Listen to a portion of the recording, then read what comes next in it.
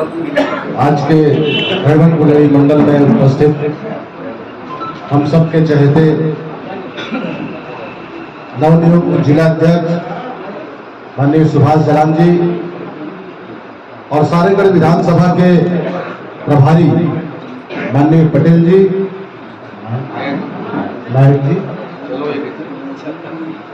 साथ ही सारंगगढ़ और बिलाईगढ़ क्षेत्र के समस्त ज्येष्ठ और श्रेष्ठ कार्यकर्ता साथियों और रेवन कुलेरी मंडल के सभी जाबाज कार्यकर्ता बहनों और भाइयों,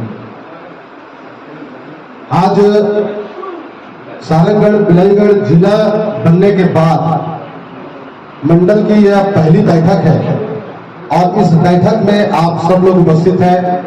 मैं आप सबको नमन करते हुए कुछ बातें रखना चाहता हूं। जैसा कि आप हम सब जानते हैं, यह आने वाला वर्ष चुनावी वर्ष है और हमें भारतीय जनता पार्टी को बूथ स्तर पर मजबूत करना है। बूथ में मजबूती तभी आएगी जब आप हम सब मिलकर बूथ में जाएंगे और बूथ समिति में उनके बीच एक पारिवारिक संबंध बनाएंगे, तब कहीं जाकर उनका जुड़ाव हमारे साथ होगा, भारतीय जनता पार्टी के साथ होगा।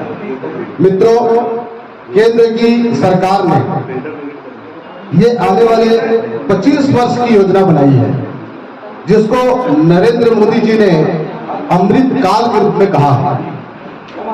और इस अमृत काल में हमें कुछ चीजों को याद करना है। आप 2014 से पहले का भारत और 2014 के बाद की भारत के बारे में थोड़ा विचार करना होगा और गांव के माताओं बहनों भाइयों को बताना होगा। ये क्रांतिकारी परिवर्तन जो देश के अंदर आया है वो 2014 के बाद आया है।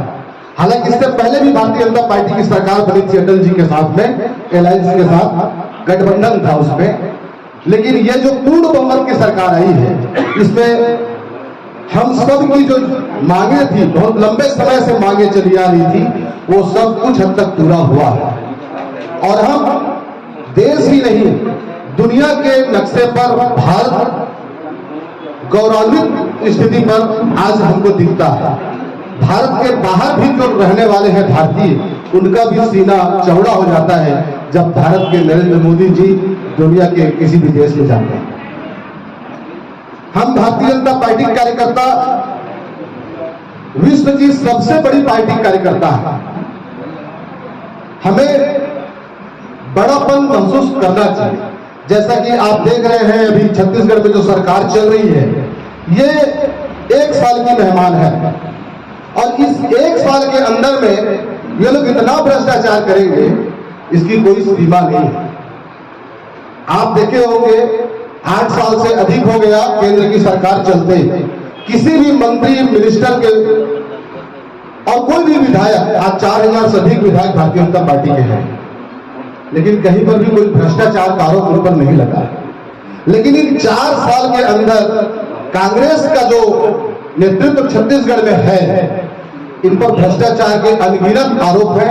माताओं बहनों के बीच में बहुत सा अत्याचार हो रहा है और हम लोग तो शुरू से ही बठेला कांड उठा रहे, जिसमें अनुसूचित जाति की परिवार के नरसंहार किया गया था, लेकिन ये सरकार उस पर ध्यान नहीं दे रही है। और इसीलिए अभी 11 तारीख को महतारी हुंकार रैली के माध्यम से इस सरकार को हम चेताने जा रहे हैं। आप सब उस पर आमंत्रित हैं, सभी मंडल से कार्यकर्ता जाएंगे।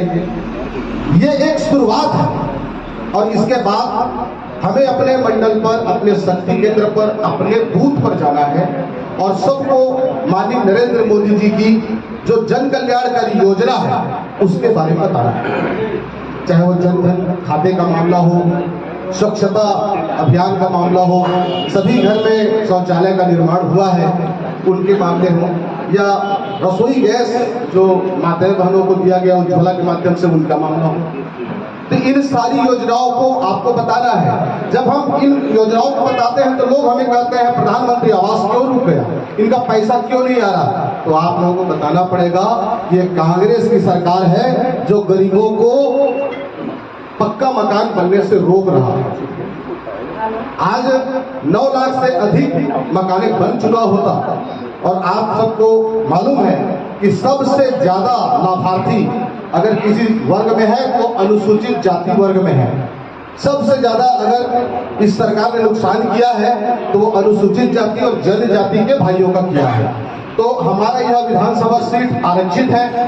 अगर हम अपने बहनों भाइयों की इन बातों को नहीं बताएंगे तो कौन बताएगा? लोग ये कहते हैं कि ये कांग्रेस की सरकार ये कर रही है, नरवा गरवा घुरवा के माध्यम से गोबर संग्रहण करवा रही है। तो भाइयों, इसके लिए हमने ये सरकार नहीं बनाया था।